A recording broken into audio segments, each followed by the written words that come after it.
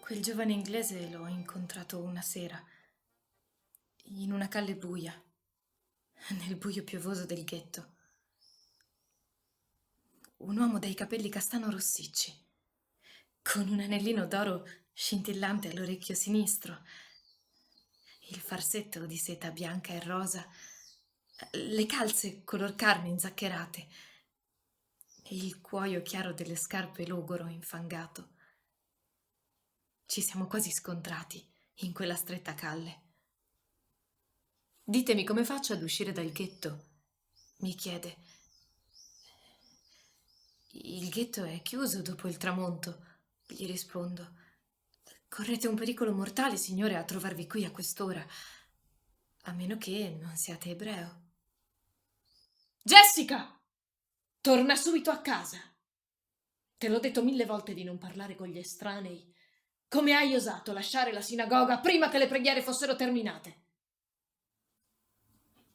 Mio padre mi afferra rudemente per un braccio e mi trascina via.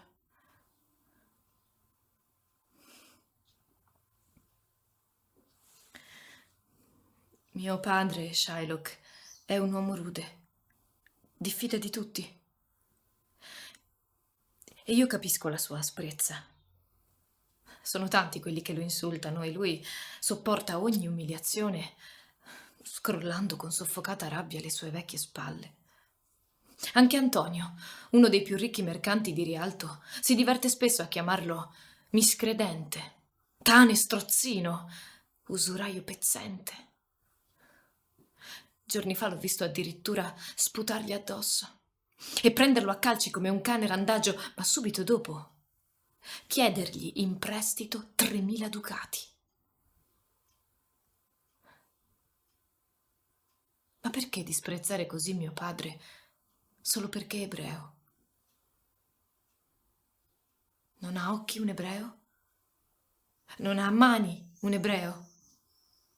Organi, membra, sensi, affetti, passione.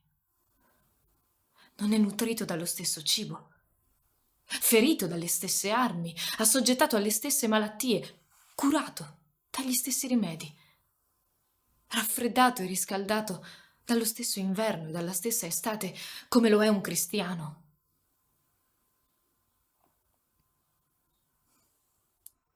Non sapevo di che religione fosse quel giovane inglese incontrato per caso quella notte.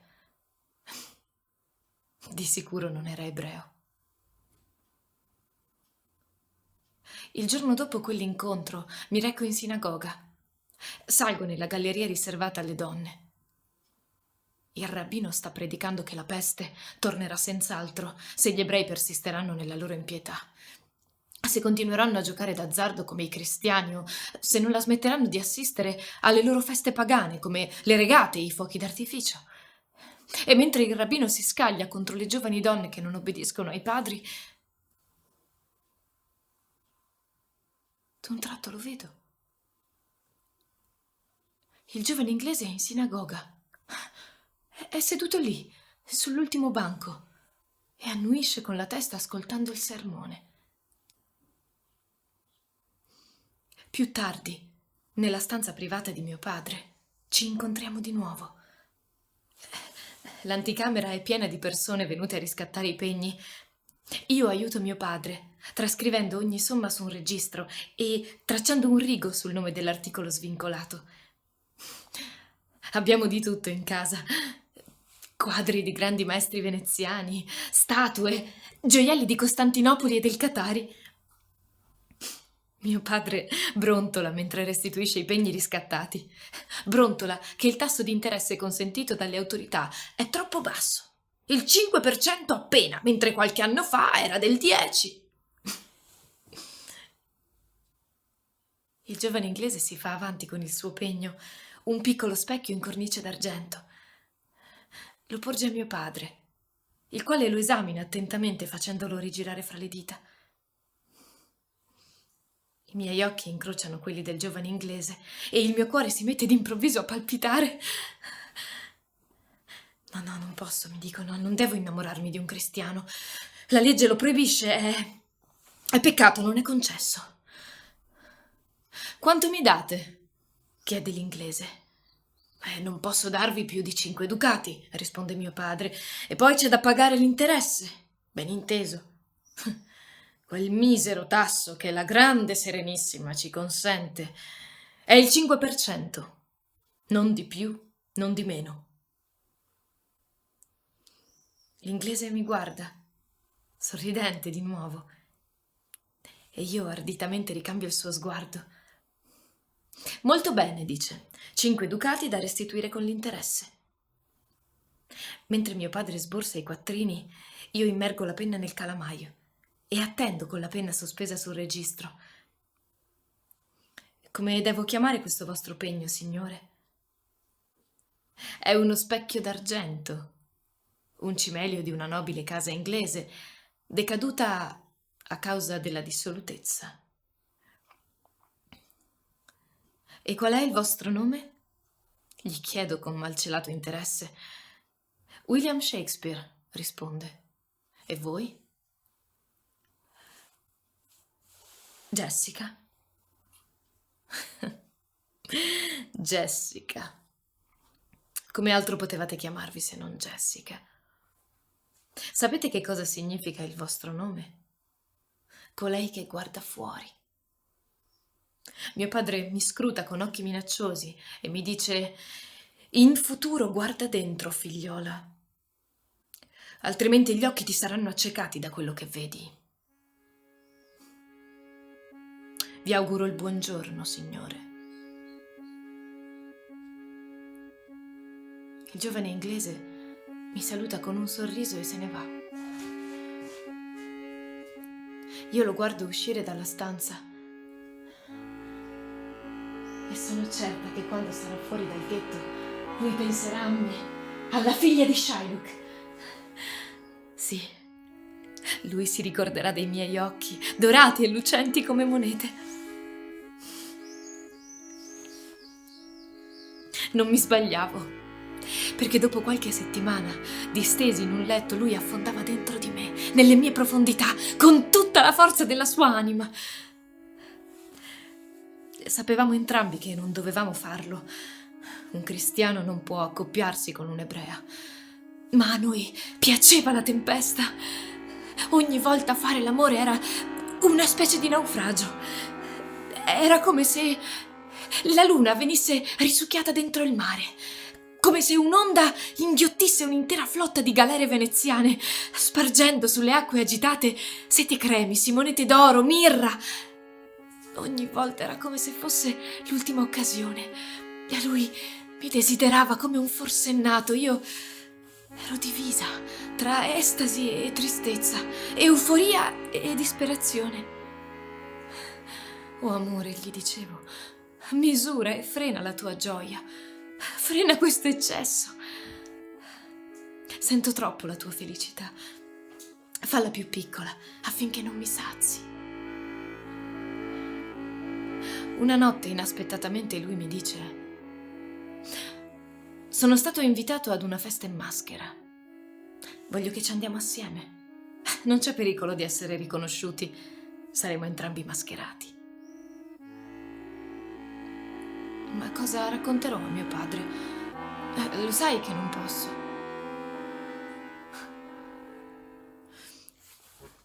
Chi sceglie me, mi sussurra maliziosamente all'orecchio, deve dare e azzardare tutto quello che ha.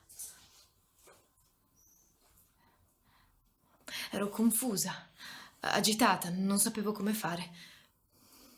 Poi, con la scusa di andare a trovare mia madre al cimitero, riesco a convincere mio padre a farmi uscire dal ghetto.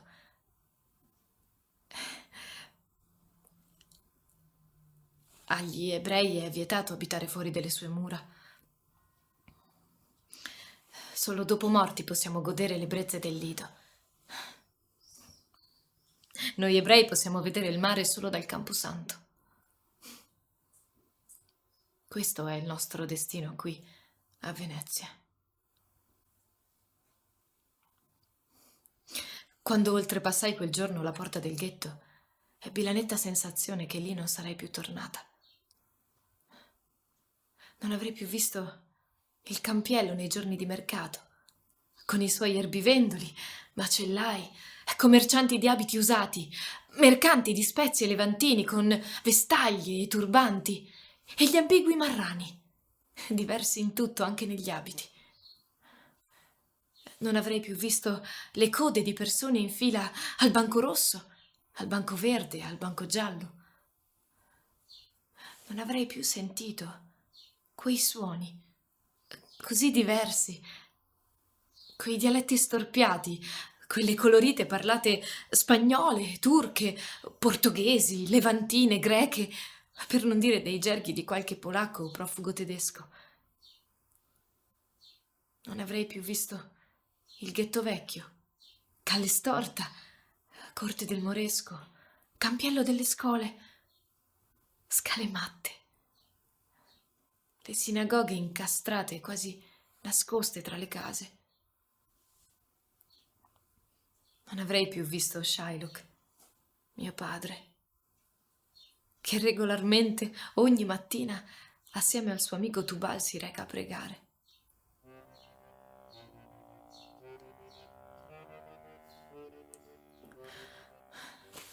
Andai alla festa. Per la prima volta in vita mia passavo la notte fuori dal ghetto. Io e Will entriamo nel grande salone da ballo. Io indosso una collana di diamanti e l'anello turchese che mia madre donò a mio padre come pegno del suo amore. La stanza risplende di candele. Ognuno è mascherato. Maschere che raffigurano il sole, la luna, favolosi insetti, farfalle, donne con la testa da unicorno, cortigiani in abito da giullare. Ci sono diversi brighella, scapino, pulcinella, pantalone. La mia maschera, come si addice all'innamorata, è quella di Colombina, una semplice bautta nera che mi copre gli occhi. Will indossa la maschera di Arlecchino e questo dà al suo volto un aspetto di pantera. I musici attaccano a suonare e iniziano le danze. Balliamo la pavana, la gagliarda.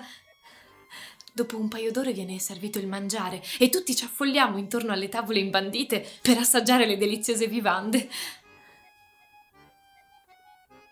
D'un tratto, un uomo mascherato da brighella si avvicina a noi e guardandomi fissamente recita, anzi sibila dei versi con tono di crescente minaccia.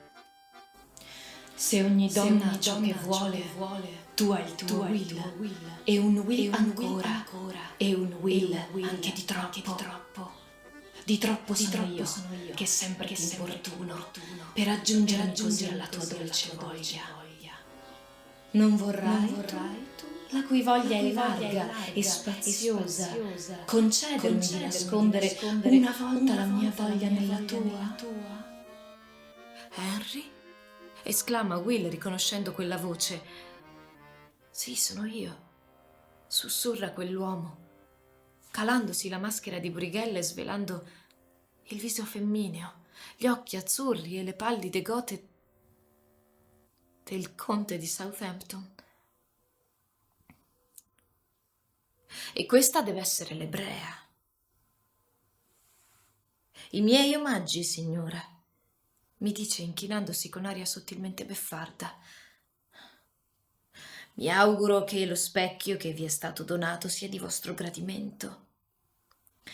Possa riflettere la vostra bellezza come riflette quella di mia madre.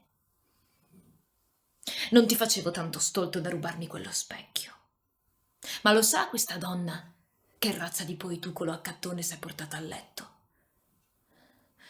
Il conte di Southampton mi guarda con disprezzo, poi mi agguanta rudemente per un braccio e comincia a trascinarmi. Mi prenderò questa donna a saldo del tuo debito. Non ho mai posseduto un'ebrea. Mi dicono che siano più pelose, più succose dentro. È proprio vero, Will? Tu dovresti saperlo. Andiamo, mia signora.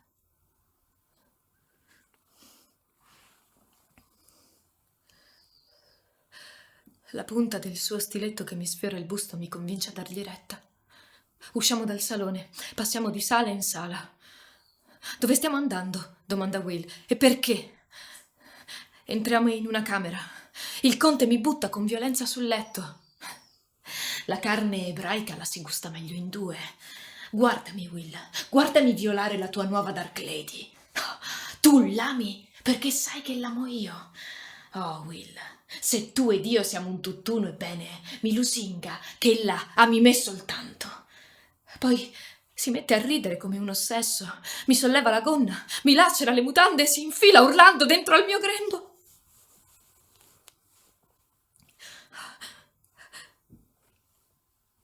Io mi metto a piangere. Allora Will gli salta addosso tempestandolo di pugni. I due rotolano a terra gridandosi improperi con violenza omicida finché il conte impugna lo stiletto, lo punta alla gola di Will e gli dice: «Qui t'ho baciato e qui t'uccido». Quindi pianta un bacio voluttuoso tra le labbra di Will.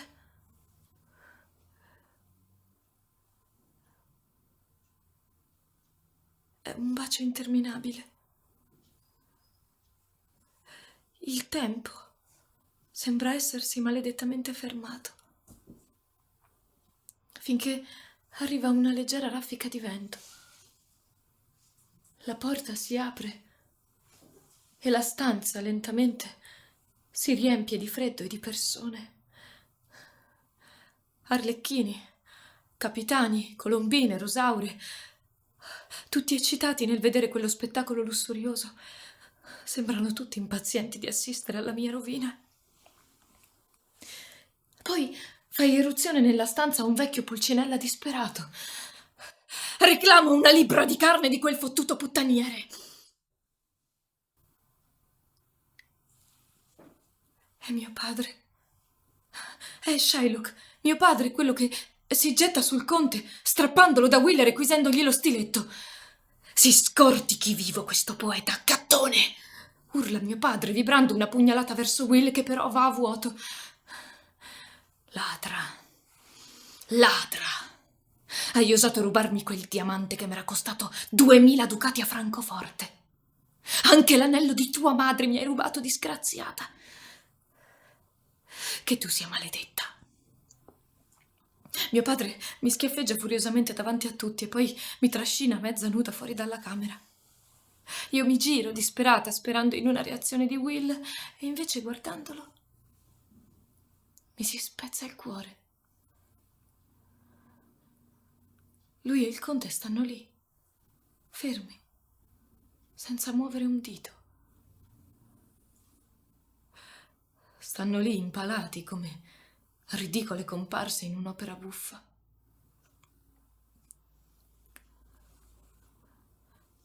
Guardo mio padre. Anche lui mi guarda. E nei suoi occhi acquosi riconosco che non c'è più odio, ma solo un indicibile dolore.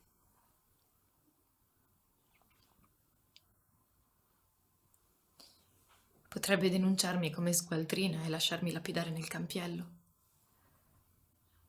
ma so che non lo farà. So che sotto la sua burbera scorza nasconde un cuore grande.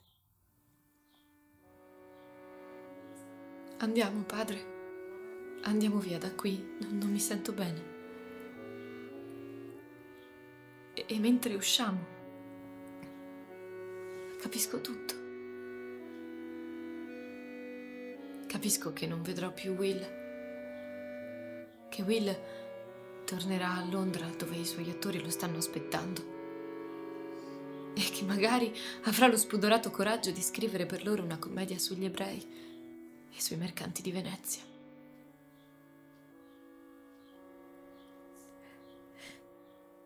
Mentre io e mio padre ci avviamo silenziosamente verso casa, capisco lucidamente che quel giovane inglese non è mai stato mio.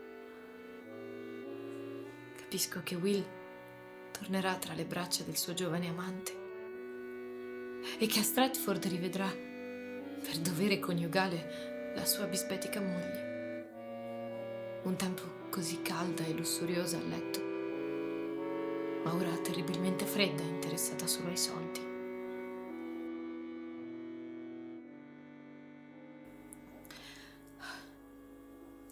Addio, Will. Sei troppo caro perché io ti possegga. Ora so che amare qualcuno è immancabilmente una fuga da tutto, anche da se stessi.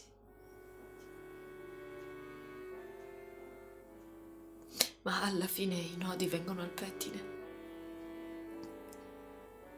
Non puoi fuggire da te stessa per sempre. Devi fare ritorno. Ripresentarti per quell'esperimento. Sapere se sei realmente in grado di amare.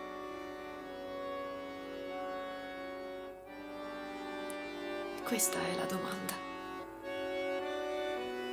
Sei capace di amare te stessa? E sarà questa la prova.